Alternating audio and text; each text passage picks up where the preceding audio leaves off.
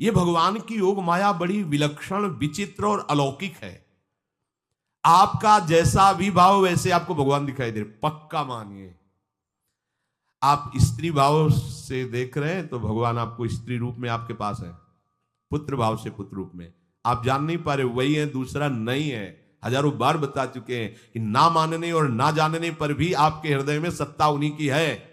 जिस दिन वो भगवान अंतर ध्यान हो जाते, प्यारे पुत्र, प्यारी पत्नी, प्यारे सुहृद मित्र आदि को आप चिता में जला देते हैं, तो था ना आपके हृदय में आदर, पर आप अनजाने से भी भगवान का ही आदर करते हो। अगर जान करके आदर कर लो तो तुम मुक्त हो जाओ इस दुख से, इस प्रपंच से। श्री भगवान कहते हैं कि मेरे अज अविनाशी स्वरूप को ये मूल लोग नहीं जानते हैं, केवल वही जान सकता है जो मेरा आश्रय लेकर के मेरे को पुकारता रहता। भजन का मतलब तब पुकारना, भगवत चिंतन करना। वेदाहम शमतीतानि वर्तमानानि चार्जुन भविष्याणि च भूतानि माम तु वेद न कश्चन।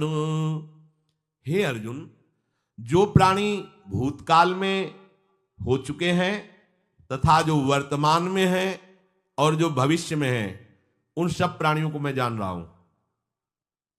जैसे आंवला इससे रख लो तो चारों तरफ से देख सकते हो, ऐसे भगवान अनंत ब्रह्मांडों को, जीवों को एक साथ देख रहे हैं। यही भगवान की भगवत्ता है, एक साथ देख रहे हैं। कोई भी जीव ऐसा नहीं है जिसको भगवान का दुलार नहीं मिल रहा हो, कहीं भी हो, अनंत ब्रह्मांड सबके लिए जो आवश्यक हो भेज रहे। कोई भूखा नहीं रह सकता। एक बार वीर शिवाजी समर्थ गुरु श्री रामदास स्वामी जी के पास गए और कहा कि स्वामी जी अकाल पड़ा हुआ है, तो हमने सारा का सारा खजाना खोल दिया और सबको पवाया। तो गुरु बड़े कृपा सिंधु थे, उन्होंने देखा कि इनके हृदय में एक गर्व का अंकुरण हो रहा है कि मैं भरण पोषण किया सबका अकाल में। तो उन्होंने कहा कि शिवू यह हथौड़ा उठाओ, आओ चलो हमारे साथ। एक बड़ा पत्थर का, इसे तोड़ो। मारा, जेवी तोड़ा, हटाया तो नीचे मिट्टी में दबा हुआ स्वस्थ में ढके कैसा, बिल्कुल। बोले इसको किसने दिया? देखो ना कितना स्वस्थ है, पुष्ट है, इसको कौन आहार दे रहा है, इसको कौन प्राण पोषण कर रहा है? बोले भगवान। तो बोले तुम कैसे दाता बन गए? संपत्ति तो सब भगवान की है, भगवान ही सबका, ये अहम मत करो कि तुम पोषण करते हो। नहीं, छोटी सी वृत्ति को भी गुरुदेव बर्दाश्त नहीं करते। जो गुरु शरणागत होता है वो उनकी बात समझता है, अन्यथा वो अपनी मनमानी वृत्ति को ही आदर देता है, गुरु की आज्ञा वृत्ति को नहीं देता। छोटा सा भी अभिमान का कण अपने जनों में गुरुदेव को बर्दाश्त नहीं होगा, क्योंकि यही भगवत प्राप्ति में बाधा बन जाएगा। कितने जीव चराचर जगत में, देखो हमारे भगवान की भगवत्ता, सबको देख रहे हैं, सबको व्यवस्था दे रहे हैं, सब कुछ देख रहे हैं। 3 प्रकार की लीला हो रही, कहीं पालन लीला, कहीं सृजन लीला, कहीं विनाश लीला, उन्हीं के द्वारा हो रही, वही देख रहे हैं, वही कर रहे हैं। अगर ये बात तुम्हारी समझ में आ जाए तो अभी भगवान की शरण हो जाओ, पर अहम के कारण ये बात समझ में नहीं आती। जो भूतकाल में हो चुके हैं, वर्तमान में हैं, जो भविष्य में होंगे, सबका प्रभु वर्तमान की तरह देख रहे हैं, दर्शन कर रहे हैं। परंतु मुझे मेरे भक्त के सिवा कोई नहीं जानता है। भक्त के सिवा कश्यन, कोई भक्त बिरला, वही केवल भगवान को भगवान सबको देख रहे हैं, भगवान की दृष्टि सब पे है। अगर ये बात आपकी समझ में आ जाए तो अभी आनंद आने लगेगा। मैं भगवान की दृष्टि में हूं, बस आज हमें सत्संग से बात मिली कि मैं भगवान की दृष्टि में हूं, मुझे वो देख रहे हैं, बढ़िया बन गया। अब आप पाप कैसे करोगे? क्योंकि भगवान की दृष्टि में भगवान आपको देख रहे हैं। डरो, किसी गवाही की जरूरत नहीं, वो देख रहे हैं। तो आप भय क्यों कर रहे हो? आपको भगवान देख रहे हैं, आपको डरना नहीं। फिर आप कामना क्यों कर रहे हो? भगवान आपको देख रहे हैं, जो चाहिए उस समय से दे देंगे, आप निश्चिंत रहिए। अगर आप अहम करोगे तो दुख भोगोगे, आश्रित रहोगे तो सब अपने आप निर्वाह हो जाएगा। एक आदमी ट्रेन के डिब्बे में बैठे ऐसे ऐसे दौड़ रहा था। एक ने पूछा भाई क्यों दौड़ रहे? बोले अमुक स्टेशन जाना है। तू बैठ जा, गाड़ी चल रही है, ट्रेन चल रही, तू बैठ जा। ऐसी त्रिगुणात्मिका माया की ट्रेन चल रही, पूरे विश्व का विश्वंबर भरण पोषण कर रहे हैं, तू तो बैठ जा भगवत आश्रय लेकर के, तू काहे को दौड़ा घूम रहा है? लेकिन ये अहंकार के कारण भटकता रहता है। भूत, वर्तमान और भविष्य काल, ये 3 विशेषण देकर भगवान कह रहे हैं कि मैं सबको देखता रहता हूं, जो हो गए, जो हैं, जो होंगे। भूत के प्राणी, भविष्य के प्राणी अथवा वर्तमान के प्राणी सभी भगवान की दृष्टि में वर्तमान की तरह ही हैं। ये भूत, भविष्य, वर्तमान काल केवल हम लोगों की दृष्टि में भेद है, भगवान की दृष्टि में नहीं। हो चुका, होगा, हो रहा है। भगवान की दृष्टि में सब हो रहा है, पीछे का भी, अब का भी, सब सामने चल रही सीन। हमारे हृदय में विश्वास हो जाए प्रभु हमें देख रहे हैं। अभी तो हमें ये नहीं पता कि हम भजन कर रहे हैं, भगवान पता नहीं जान रहे हैं कि नहीं जान रहे हैं। अभी भक्ति में रंग आ जाए, अगर ये बात समझ में आ जाए कि प्रभु देख रहे हैं हमें। देखो, जब हमारे गुरुजन बैठकर सुनते हैं और जब गाने का अवसर मिलता है तो ज्यादा उत्साह होता है कि बैठे सुन रहे हैं। ऐसे ही अगर हम मान लें कि हमारे प्रभु सुन रहे हैं, हम जो भजन करें हमारे प्रभु देख रहे हैं, जो सेवा करें भगवान हमारे स्वीकार करें, प्रियालाल स्वीकार कर, अभी भक्ति का रंग आ जाए, ये बात हमारे हृदय में बैठ जाए कि मैं हर समय प्रभु की दृष्टि में हूं, हर समय मैं अपने आराध्य देव की दृष्टि में हूं, कितना आनंद आएगा। अंदर से सोचो जरा, हर समय वो हमें देख रहे हैं, वो कह रहे हैं मैं देख रहा हूं। पीछे जो तुम किए वो देख रहे हैं वर्तमान की तरह, अभी जो वो तुम देख रहे हैं, आगे जो करोगे वो भी देख रहे हैं। वो पहले से उनको सब पता है, तुम ऐसे ऐसे चलोगे, ऐसे ऐसे कार्य करोगे। भगवान की दृष्टि में सब कुछ वर्तमान ही रहता है। संपूर्ण प्राणी काल के अंतर्गत है और प्रभु श्री हरि कालातीत है। देश, काल, वस्तु, व्यक्ति, घटना, परिस्थिति ये बदलते रहते हैं, पर प्रभु श्री हरि वैसे के वैसे ही रहते हैं। काल के अंतर्गत प्राणियों का ज्ञान एक सीमित है। अब इस दीवार के पीछे कौन खड़ा है, क्या कर रहा है, पता नहीं, पर भगवान की दृष्टि में नहीं। भगवान की दृष्टि में सुमेरु पर्वत पर क्या हो रहा है, जहां किसी की दृष्टि, वहां भी उनको। ब्रह्मलोक में ब्रह्मा क्या कर रहे हैं, बैठे बैठे सब। इसलिए कितने महान ईश्वर हैं। एक छोटी सी भी चींटी को दाना मिला कि नहीं, उनको चिंता है। देखो, आप छोटे से 2-4 लोगों का भार लेकर के चिंतित हो रहे हो, अनंत ब्रह्मांडों के अनंत जीवों का भरण पोषण प्रभु हमारे कर रहे हैं और निश्चिंत हैं। अचिंत शक्तियां भगवान की, तो आप भी तो उनके बच्चे हो ना। ये सब कहने का मतलब है आप भी तो उन्हीं के अंश हो ना। 2-4 की चिंता में इतने तुम बावरे हो रहे हो, डिप्रेशन में पहुंच रहे हो, 2-4 कामनाओं के पीछे इतने। अनंत ब्रह्मांड तुम्हारा जो अंशी है, अनंत ब्रह्मांडों के अनंत जीवों का अनंत काल से भरण पोषण करता चला आ रहा है। कहीं भी किसी के साथ कुछ भी गलत नहीं हो सकता। जैसे कहते हैं कि क्या गलत हुआ, देखो ना अभी तो बच्चा था, ऐसा ऐसा हो गया, तो तुम्हारी दृष्टि में बच्चा है, पीछे तो बहुत पुराना है ना, जो कर्म करके आया उसका फल। कहीं भी गलत किसी के साथ नहीं होता, ध्यान रखना। जहां कुछ होता है, अभी हमने देखा मानो कि ये तो बहुत गंदा है, तो सीधे जा रहा था, ये आदमियों ने मिलकर इसे पीटा, अभी सीधा चल रहा, पीछा टेढ़ा चल के आया है, और जिनको पीटा है वही आके इसे पीट रहे हैं। अब हम वर्तमान को तो देख रहे हैं ना, पीछे की बात तो देख नहीं रहे ना, और भगवान पीछे की देख रहे हैं कि इसने पीछे बहुत ऐसा गलत किया, उसका हिसाब इसको मिल रहा है, इसलिए चुपचाप देखते रहते हैं। ध्यान रखना, इतना भी गलत नहीं हो सकता इस सृष्टि में। वो कैसे गलत नहीं हो रहा, अभी तो नवयुवक था, उसने कुछ ऐसा किया ही नहीं, अभी तो नई अवस्था थी, अभी तुम्हें दिखाई दे रहा है 15 वर्ष का है, लेकिन भगवान देख रहे हैं मेरा पुरातन अंश है, किस जन्म से क्या क्या करते चला आ रहा है। ये ज्ञान हो जाएगा तो किसी भी बात में आपको दुख नहीं पहुंचेगा, विक्षेप नहीं पहुंचेगा।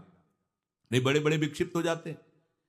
एक गौतमी नाम की महान तपस्विनी थी, महाभारत में कथा आती है, उसका एक ही पुत्र था और उसको सांप ने काट लिया। तो वहां की कुल भील उठा के लाए और कहा, देवी मां ये देखो सांप ने तुम्हारे बेटे को काट लिया। तो उनका इतनी सामर्थ्य सांप की कैसे हो गई कि मेरे बेटे को काट लिया और मेरे से भय नहीं माना। आकर्षण वृत्ति जीव ही की सांप सामने आ गया, तूने क्यों काटा, मैं तुम्हें भस्म कर दूंगी। सांप ने कहा, पहले हमारी प्रार्थना सुन लो। मेरे सर पर मृत्यु ने आकर के अपना शासन जमा लिया और कटवा दिया, मेरा कोई दोष नहीं। मृत्यु का आकर्षण किया, महान तपस्विनी, भगवान व्यास देव जी ने ये लीला कथा गाई है। मृत्यु का आकर्षण किया, साक्षात मृत्यु सामने आ गई, थर थर कांपने लगी। गौतमी जी ने कहा, मैं अपने तपस्या के बल से तुम्हें भस्म कर दूंगी। हमारे ऐसे निष्पाप बालक को तुमने सांप के द्वारा प्रेरित करके कटवाया। बोले, मेरे ऊपर काल का शासन है, काल ने मुझे प्रेरित किया, मैंने सांप को प्रेरित किया, मेरा कोई दोष नहीं, ये काल का शासन। काल का आवाहन किया, काल उपस्थित हुआ। काल ने कहा कि मेरा इसमें कोई दोष नहीं, इस बालक के पूर्व जन्म के कर्म के द्वारा मैं प्रेरित हूं। इस बालक के कर्म से प्रेरित होकर मैंने मृत्यु को प्रेरणा की, मृत्यु ने सांप को प्रेरणा की और इसने डस लिया। अब आप बताओ किसका दोष है? शांत हो गई, क्योंकि इस बालक के ही तो कौन काहू के सुख दुख करदाता, निज कृत कर्म भोग सुन भ्राता। कोई किसी के सुख दुख का हेतु नहीं है, अपने कर्म ही है जो हमको दुख सुख देते हैं। और ये भगवान देख रहे हैं। कोई, जैसे आपको अभी मनुष्य शरीर मिला, स्वतंत्रता है, अब आप जो पापाचरण चाहो छूट है कर सकते, या जो पुण्य कर्म चाहो कर सकते, या भजन करना चाहो कर सकते हो।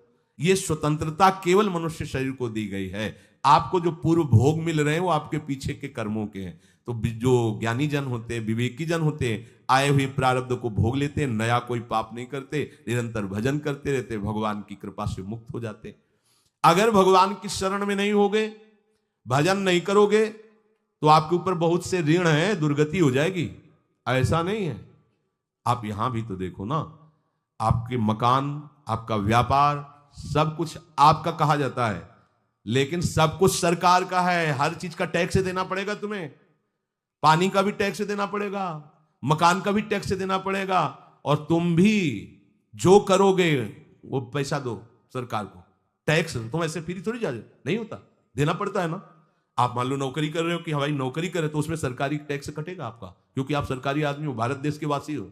ऐसे ही ये टैक्स लगे हुए हैं सरकारी भी, मातृ ऋण, पितृ ऋण, ऋषि ऋण, ये टैक्स है। ऐसा नहीं कि तुम कमाओ खाओ और इसके बाद मर के जाओ स्वर्ग मिलेगा। टैक्स चुकाओ। ये मनुष्य शरीर मिला, इन ऋणों से मुक्त हो। अगर नहीं हुए तो भी तुम्हें दुर्गति होगी। आप देखो, जब कभी ऐसी सूचना मिलती कि अमुक आदमी का अमुक धन पकड़ा गया, तो इनाम दिया जाता है क्या कि इतना कमा लिया? सजा दी जाती है। तुमने टैक्स की चोरी की, अगर चोरी नहीं की, मेहनत से कमाया या व्यापार से कमाया, दिया नहीं सरकार को, हाँ दिया नहीं, इसीलिए तुम्हें टैक्स की चोरी का दंड मिलेगा, सारा धन अपहृत हो जाएगा, तुम्हारी निंदा होगी, तुम्हें सजा मिलेगी। बोलो मिलती है नहीं?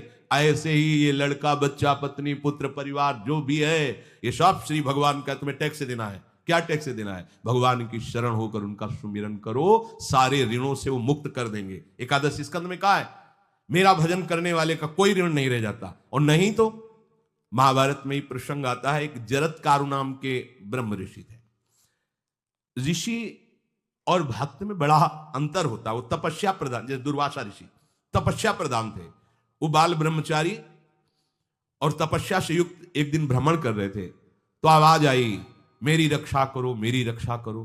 तो उस आवाज की तरफ बढ़े तो देखा कुएं में उल्टा लटके हुए हैं बहुत से ऋषि, और एक केवल तंतु है, एक केवल तंतु है जिसमें दो चूहे लगे हुए उसको भी काट रहे हैं, एक काला और एक श्वेत। तो उन्होंने देखा और दयालु हो गए कि ऋषियों, मैं तुम्हारी कैसे रक्षा कर सकता हूं? तो उन्होंने कहा कि ये जो दो चूहे हैं रात और दिन हैं, और जो हम लोग हैं ये तुम्हारे पितर हैं। ये चूहे तुम्हारी आयु को काट रहे हैं, एक तंतु हमारे कुल में केवल तुम ही हो, और तुमने तपस्या की ठान ली, ब्याह किया नहीं, गृहस्थ धर्म में गए नहीं, पुत्र हुआ नहीं, तो तपस्या में, भक्ति में एक दम है कि सब ऋणों से मुक्त कर देगी। ये बात ध्यान रखना, तपस्वी अलग है, भक्त अलग। इसलिए पीछे चर्चा आई थी कि तपस्वियों से भी अधिक, ज्ञानियों से भी अधिक, कर्मकांडियों से भी अधिक वो मेरा भक्त योगी होता है। तुमने तो ब्याह किया नहीं, तो अब ये तंतु रात दिन तुम्हारे जीवन को काट रहे हैं, जहां तुम खत्म हुए हम सब नरक में गिर जाएंगे। पितरों ने कहा, तुम पितर ऋण से युक्त हो, मुक्त तभी होगे जब ऐसा करो। वो दृश्य खत्म, अंतर ध्यान हो गया। और वो बड़े दुखी हुए कि क्या करें। तो उन्होंने मन में निश्चय किया कि ब्याह तो करूंगा पितरों के उद्धार के लिए। इतने बड़े तपस्वी हैं जरत्कारु जी, बड़ी महिमा है, लेकिन बात यहां फंस गई, पितृ। उन्होंने मन में निश्चय किया कि कोई आके अपनी कन्या दे दे और उसका भी नाम जरत्कारु हो, मैं बिल्कुल भरण पोषण नहीं करूंगा, और कभी हमसे कोई प्रश्न ना करे। ऐसी अगर कोई कन्या देगा तो मैं स्वीकार कर लूंगा। अब ऐसे न नगर जाना है, न किसी से बात करनी, तो वृक्षों से कहते, अपने पितरों के उद्धार के लिए मैं चाहता हूं कि कोई पाणी ग्रहण संस्कार करा दे, कोई हमारे नाम की कन्या को दे दे, और ऐसा ऐसा व्रत है। ऐसा ही बोल रहे थे, वासुकी नाग उपस्थित हो गए, और उनकी बहन का भी नाम जरत्कारु था। उन्होंने कहा, सुनिए महाराज, मैं नागराज वासुकी हूं, सब देव रूप में, कोई ऐसे नहीं सांप वैसे वाले देखो सुंदर कन्या जरत्कारु, बोले ये कन्या मैं आपको समर्पित करता हूं, हमारा सौभाग्य होगा आप जैसा महर्षि हमारी बहन का पति बने। इसका भी नाम जरत्कारु है। और आपकी जो इच्छा है कि मैं भरण पोषण नहीं करूंगा तो मेरे पास संपूर्ण वैभव है, आप भी पधारिए, मैं आपका भी भरण पोषण करूंगा, अपनी बहन का भी। तीसरी बात, मेरी बहन इतनी शास्त्र सम्मत आराधना से युक्त है कि वो कभी आपसे प्रश्न ही नहीं करेगी, तो उनका स्वीकार है। प्रसन्न हुए, चले गए। काफी समय तक उनके महल में रहे। एक दिन जरत्कारु अपनी जरत्कारु पत्नी की गोद में सर रख कर ऐसे लेटे हुए थे, सो गए। और शास्त्रज्ञ थी, संध्या का काल था। संध्या काल में निषेध है मैथुन करना, भोजन करना और स्वाध्याय करना, ये सब संध्या काल में बस भगवत स्मरण प्राण लोकवत। लेकिन हमारे यहाँ महारानी जी की संध्या आरती और संध्या भोग लगने के बाद ये इसीलिए वृंदावन धाम इसका कहीं भी ये वेदान्नपि संन्यस्त, वेदों से भी ऊपर उठी हुई रसमयी रसोपासना है, प्रियालाल की महल है। ये जगत सिद्धांत नहीं है, ये जगदीश का भी सिद्धांत नहीं है, ये प्रेम सिद्धांत है। वृंदावन नित्य विहार रस है, इसलिए इसको बीच में बता देते हैं कहेंगे दूसरे को तो। और यहाँ शाम के तो भोग ही लगता है, गान बजान होता है, बकाया सिद्धांत है। आंख मूंद करके या तो गायत्री जप या जो गुरु मंत्र चुपचाप शांत भाव से जपे, ऐसा। अब वो इस चिंता में थे कि मेरे पति का धर्म जा रहा है और मैंने आज तक कुछ बोला नहीं अपने पति से, अगर बोलती हूं तो हो सकता है ये नाराज हो जाए और छोड़कर चले जाए। अगर मुझे छोड़ देते हैं और इनका धर्म बचता है तो ये ठीक बात रहेगी। कितनी विवेकवान है। अगर ये सोते रह गए और सूर्य अस्ताचल को चले गए तो इनका धर्म लोप हो जाएगा, ये मैं होने नहीं दूंगी, अपने पति का धर्म लोप नहीं होने। और वो उस समय भी केवल एक लंगोटी लगा के रहते थे, अस्थि मात्र हो रहे शरीर। वहां भी ऐसा नहीं कि दूल्हा बन करके सज, नहीं, वैसे ही केवल पितरों की तृप्ति के लिए उन्होंने बात स्वीकार की थी। उन्होंने कहा महाराज उठिए, संध्या का समय है, शास्त्र निषेध करता है इस समय सोना नहीं चाहिए, नहीं आपके धर्म का लोप हो जाएगा। महाराज उठिए, सूर्य अस्ताचल को बस पहुंचने ही वाले हैं, उठिए।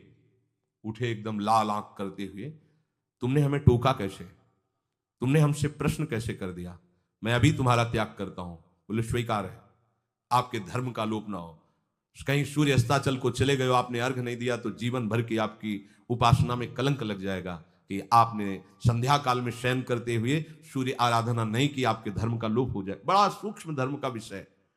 तो उनका सूर्य की ताकत कैसे कि मैं सोता रहूं और वो अस्ताचल को चले जाए, ऐसे महात्मा थे।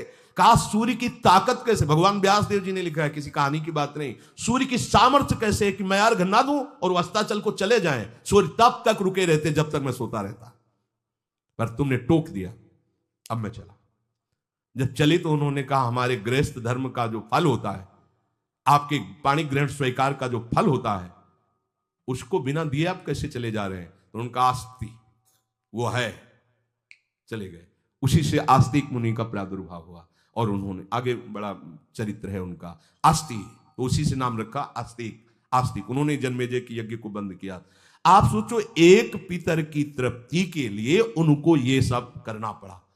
और श्री हरिशरणम और निरंतर भजन, तो मातृण पितृण देवऋण ऋषि ऋण सब ऋणों से उपासक मुक्त होकर के परम धाम को जाता है। एकमात्र भगवदास है, पर ये मूढ़ जन इस बात को नहीं जान पाते हैं।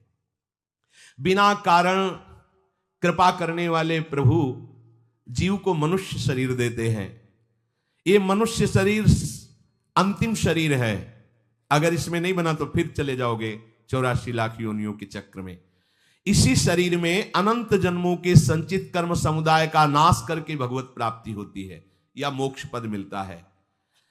कौन सा प्राणी किस गति को जाएगा भगवान देखते हैं पर संकल्प नहीं करते, ध्यान रखना, क्योंकि आगे की भी देख रहे हैं। वो देख रहे हैं जो तुम कर रहे हो वैसे गति बनती चली जाएगी, भगवान संकल्प नहीं करते। भगवान तो एक बार संकल्प कर दिया, एको हम बहुश्यामा, उसी में बहुत रूपों में प्रकट हो गए। अब तुम्हें संकल्प करना है कि इस जन्म में मुझे भगवत प्राप्ति करनी है। जो संत शास्त्र सदगुरुदेव कह रहे हैं ऐसा करो ऐसा ना करो, यदि आप इस भावना को स्वीकार करके आराधना करेंगे तो निश्चित निश्चित भगवत प्राप्ति इसी जन्म में हो जाएगी। प्रभु केवल तुम्हें निमित्त बनाना चाहते हैं, कल्याण तो वही करेंगे। जैसे अर्जुन से कह रहे हैं भीष्म आदि द्रोण आदि मेरे द्वारा मारे जा चुके हैं, तुम केवल निमित्त मात्र भवशव्यसाचिन। ऐसे ही अय उपासक तू केवल निमित्त बन जा। जो शास्त्र सदगुरुदेव आज्ञा करते हैं वैसे ही तू चल दे अपने मन को मार के। केवल तू निमित्त बन जा।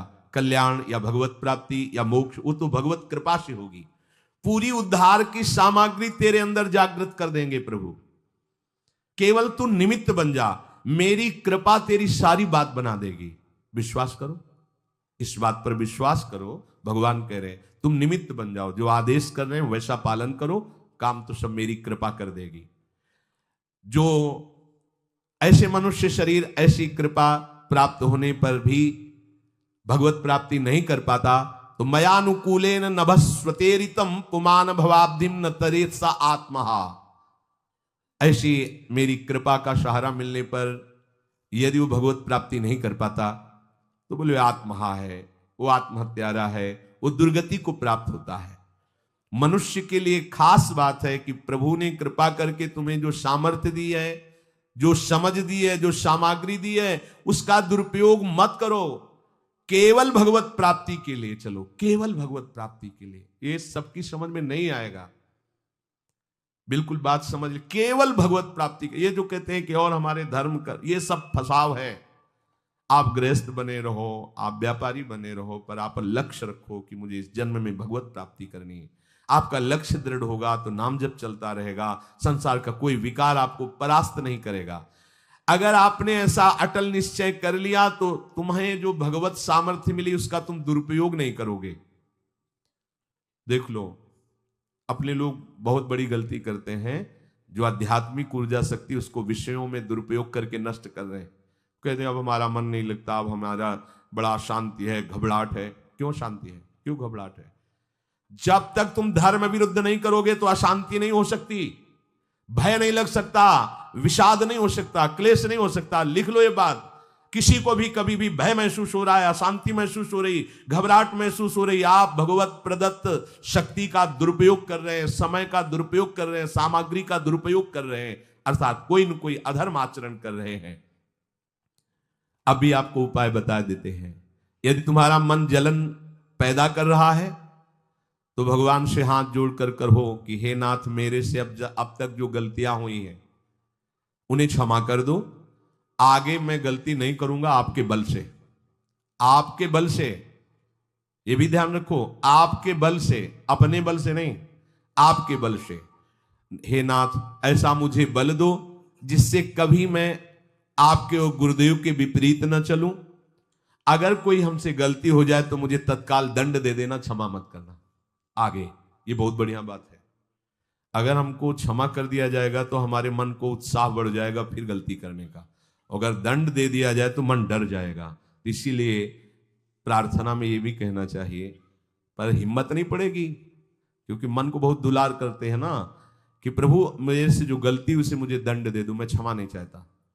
क्योंकि हम देखते हैं जब हम क्षमा कर देते हैं तो उसका उत्साह बढ़ जाता है मन का और गलत करने का। प्रभु इसे क्षमा मत करो, इसे दंड दो।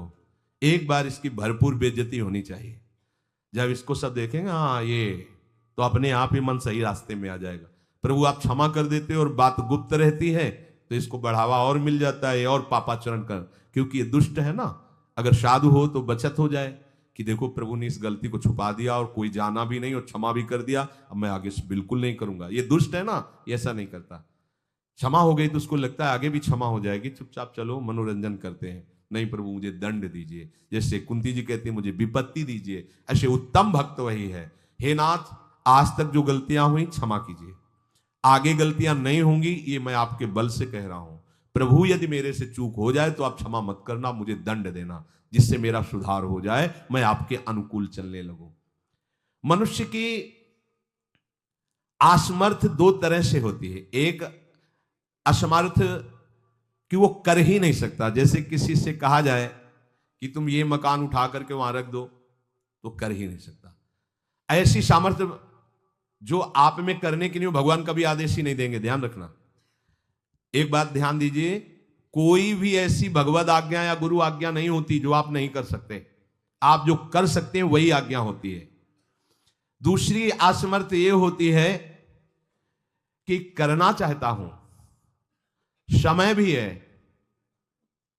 पर पता नहीं कोई अंदर से करने नहीं देता।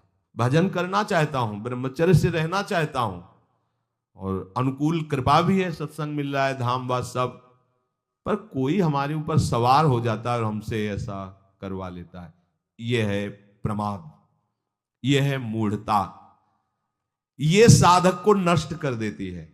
दो प्रकार की असमर्थता की बात हुई। एक ये कि भाई हम असमर्थ हैं, कहा गया कि इस मकान को वहां उठा के रख दो, नहीं रख सकते, तो ऐसा आदेश ही भगवान और गुरुदेव का होता नहीं होगा। और अगर आदेश हो गया है तो आप उठा के देख लेना, आप उठा लोगे। अगर आपको यह ध्यान रहा कि गुरुदेव की आज्ञा है, हरि की आज्ञा है, हो जाएगा।